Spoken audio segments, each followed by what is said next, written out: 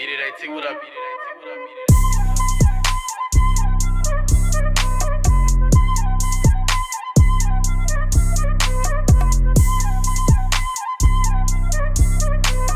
It Alright, what is going on, my brodies? It is Andrew of Beat It AT Production and Publishing, bringing you guys a brand new YouTube video. In this YouTube video, I'm going to be showing you guys how you guys can easily master your beats inside of FL Studio with Ozone 8 elements. And Ozone 8 is developed by Izotope, and I actually got this plugin for free because I purchased some products off of Plugin Boutique. So I got the Ozone 8 elements for free, just as, I guess, like a bundle offer. So I believe if you don't get it for free over at Plugin Boutique, it's about $130, and I love it. At first, I didn't know if I'd be using it over my Waves plugins, but when it comes to beats and mastering my beats, I believe it's super easy, lightweight, and offers a whole bunch of features that I think is really useful, especially for beat makers that are kind of new to mastering or don't know everything to what they're doing. Ozone 8 Elements offers a lot of features in which to kind of accelerate that learning process. So I have an Ozone 8 element pulled up on my master right now, but I guess it'll make more sense for me to play the beat first. Here is the bounced down beat without any mastering on it.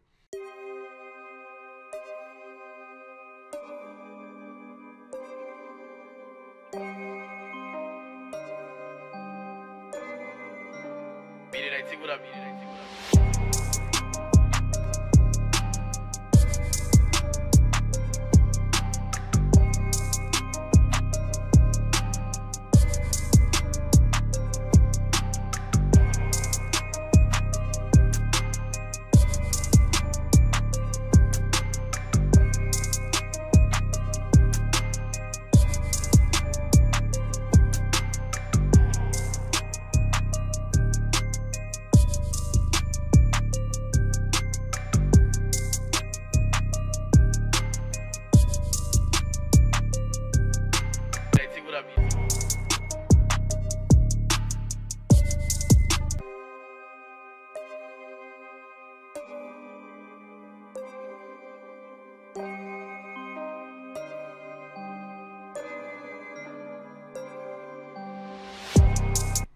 So that's pretty much what it sounds like.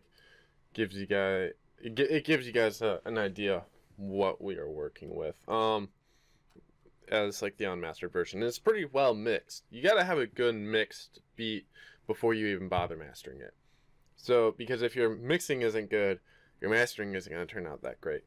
And your mastering is really just doing a little bit. It's really just pulling up the lows and pulling down some elements that might be a little too high, speaking in volume sense. So it's a little bit more condensed as like a brick, and it sounds more clear, or the elements come out together. So to start, I got a sound goodizer, just like not doing much of anything, just a little saturation, and saturation with the compression it does. So I actually already have an Ozone 8 element pulled up, but I'm going to keep that one how it is. And what I'm going to do is pull up another one, a new one, so we can go through it by scratch. So when we pull it up, we have the EQ, imager, and maximizer. I don't really mess with the EQ because I normally use it with the parametric EQ, but if we play it, it does give us a full spectrum.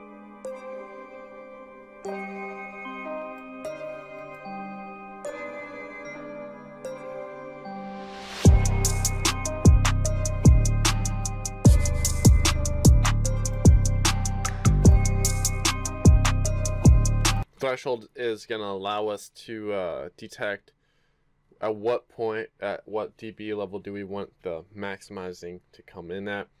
The IRC modes allow us to determine what kind of mastering or maximizing effect does it want to do. This one, yeah, so over here, this one is for smooth and thick limiting for a rich sound. This one is clear and sharp limiting to preserve the peaks. So if we have more transients, we'll go with the IRC2. Whereas if we just want a thicker, more bulkier sound, we'll go with the IRC1. Let's go with the IRC2. Now, one option that I do like is the learn threshold, which targets our LUFS metering, which is our loves metering, and what that is kind of like how loud your track is perceived, rather than the mastering where you're looking at the RMS or what's it called, the K. What's it called? K spectrum. It's like a K. I forgot what the K spectrum is called. Instead of measuring the RMS, which is the actual loudness, the loves is what it's perceived to, like how it's perceived to be loud. Migos, to give you an idea, Migos and the new 6ix9ine project, based off of Fifi and the songs he has, are around, and I only bring that up because it's kind of like the more modern music, like Culture One. A lot of that was around the -8 to -9 loves, and which is pretty loud. -14 is quieter, and that's just some more technical loudness terms. You guys can figure out the loves metering. I'm sure there's another software out there, but if you have the Waves plugin bundle, you could go over to the WLM meter, go to stereo, and in there it's gonna, you could see how loud.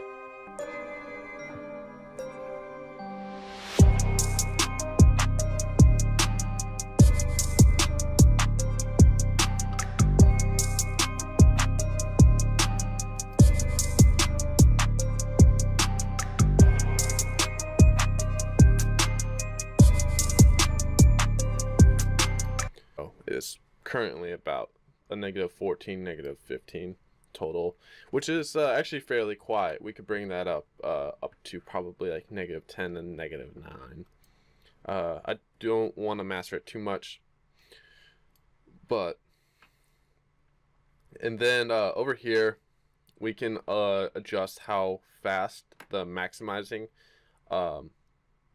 effect will be triggered. So if we pulled it down, it'll be faster, whereas if we pulled it up, it'll be slower. It's affecting the attack. Stereo independence, this is more about how, so if we set this up to 100%, like up here, it will allow us to get a louder output with our mastering or maximizing. However, it can narrow it.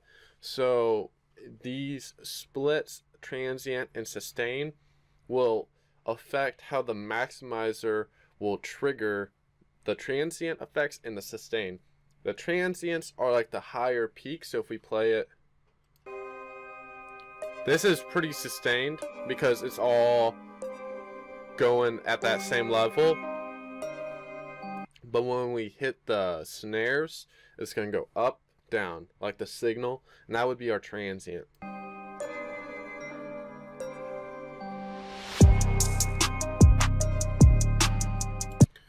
So, oh, I wish I could pause it. All that would be a transient. That would be a transient, and then the sustain would be the sounds in which are more of a consistent level. So if we pulled up our sustains, we'll be able to pull those levels up as well as transients. So whereas if we pull them all up, we might get a more narrow sound, and it'll just sound like a kind of like a brick. So that's what, and we can unlink it so we could affect each one differently. I don't normally mess with those. I'm pretty good with just dealing with my threshold and imaging, but I might use the stereo independence more so. Transient emphasis is going to be focusing on the more high-end, the hi-hats, snares, and how much of maximizing effect we want on those transients, allowing it to punch through the mix a little bit more. I feel that if you mess with the transient emphasis and the stereo independence a little too much, you can get some distortion or clipping with your high end. It's just, you gotta be careful about how you're maximizing it. So they also have presets and then a master assistant. So what's our target? Streaming or CD? Well, if we're doing a beat, it's not done, so I would say it's streaming. Click next. Streaming, next.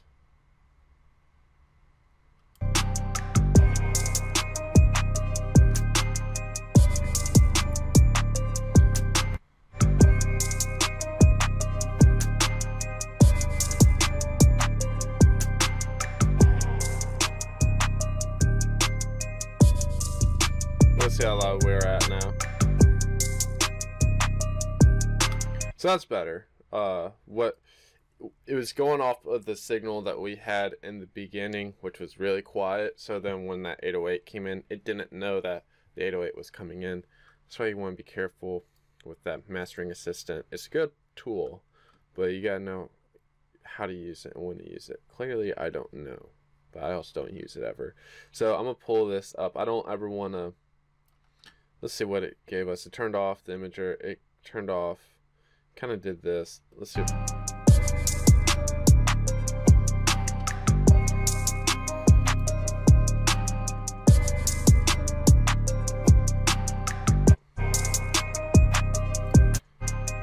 Analog is going to give us more of an analog warm texture. Digital is going to be a more precise, kind of what we have type of static to the sound. I can't really tell too much of a difference between digital and analog, but that's a 0.9 dB gain. They didn't do too much, so I'm cool with, we could roll with that. So the master assistant apparently just did a little bit of a boost in that 700 range. I don't know what I just did. Oh well, I just screwed all that up. Well, let's try it again. Master assistant.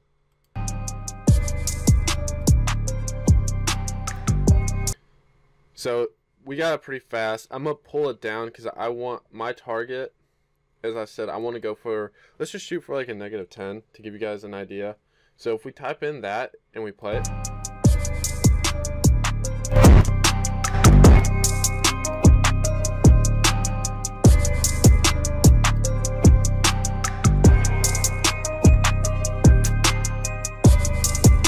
so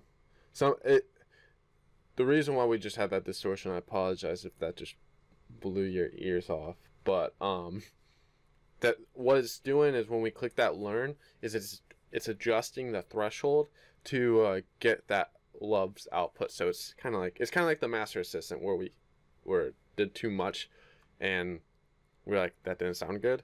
So but I was it moved the threshold farther down so we were able to get a bigger output. So now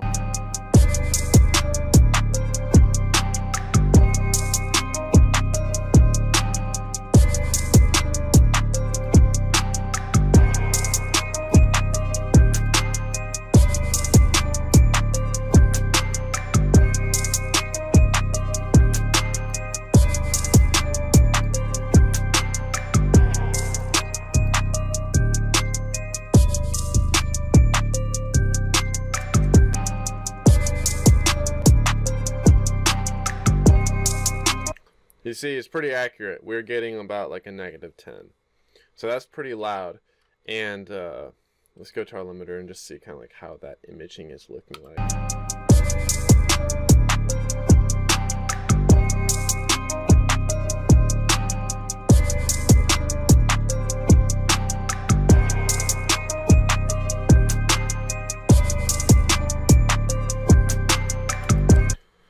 It's really good for a rough master. I will tell you that. It's not perfect. I'm gonna knock that ceiling up to -4. Let's pull this Q down. That gain to like a -0.5. I want to knock that down too. So I'm just making sure it's not too much.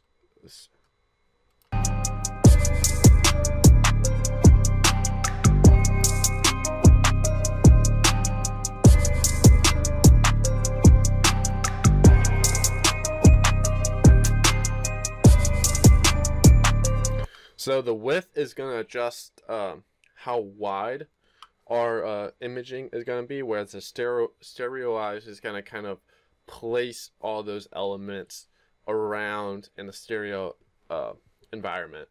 And we could see that with the different options. The polar samples shows us exactly where the sound is coming at.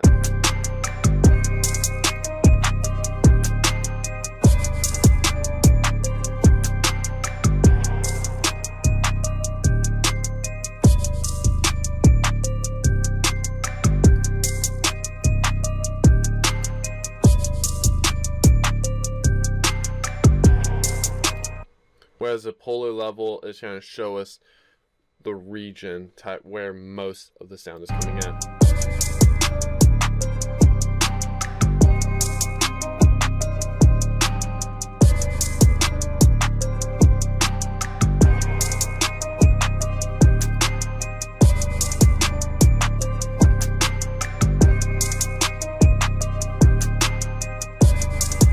If you guys have headphones on, you guys will really be able to hear the difference. It'll kind of like just start spreading. It's not bad to do it on your beat, because when we place those vocals down, usually the artist's vocals are going to land in the middle. Some ad-libs might be on the left, some ad-libs might be on the right. So if we have an imaging on our beat, as long as we're not doing too much, we'll be good. You don't want to have everything in full stereo, because when you play on a mono device, like often club speakers, you're not going to hear a lot of the elements if they're full stereo. So we want to have a nice little blend with that. Let's flip through these different modes real quick.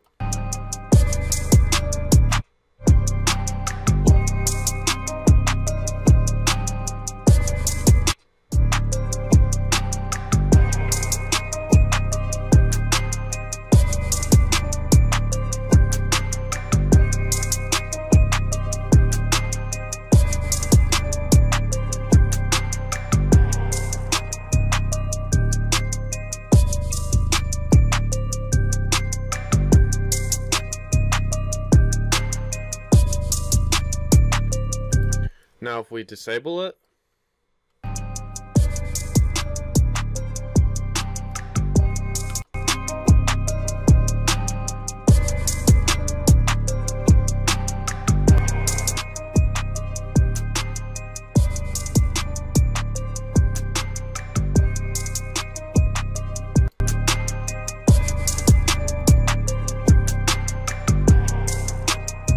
here, this was before. So let's try it again.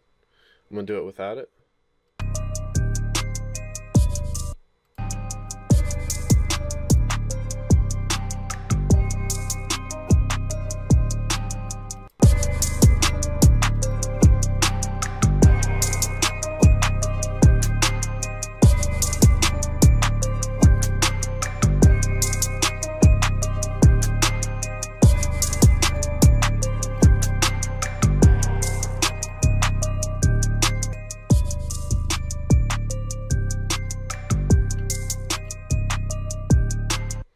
We could see there's a quite big difference with how, excuse me, how loud our track is. So right around here, we disabled it.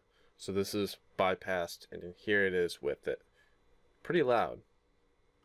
We could probably get more out of it, but if we do too much maximizing, we'll start reaching that clipping point where it's just like a big brick of sound, which is not good. It'll just start clipping, distorting. We start losing the good quality of what our beat or song is. So that's kind of like a rough breakdown on how I would do, or how I would use the Ozone 8 elements. I use it pretty much in all the mastering of my beats now. So I mean, I really do think this plugin, I didn't think I was gonna need it, but I'm glad I got it now, especially since I got it for free with the purchase of, I think I bought like Hybrid and what else, Expand over at Plugin Boutique, and then they just put this in my cart as well.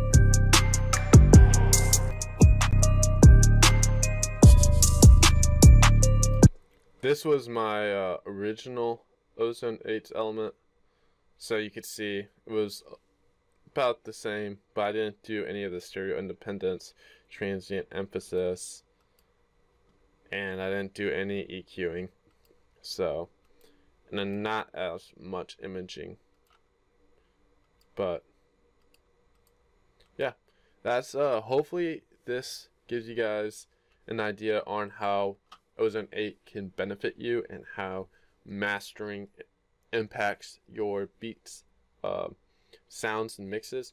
It's really good and really important to have it, because when you play it in the studio, you gotta sell the artist on wanting your beat. And if the beat doesn't hit hard when the artist hears it, that kills the mood big time. So you gotta have, like, literally, you gotta have a really good mix and a really good master.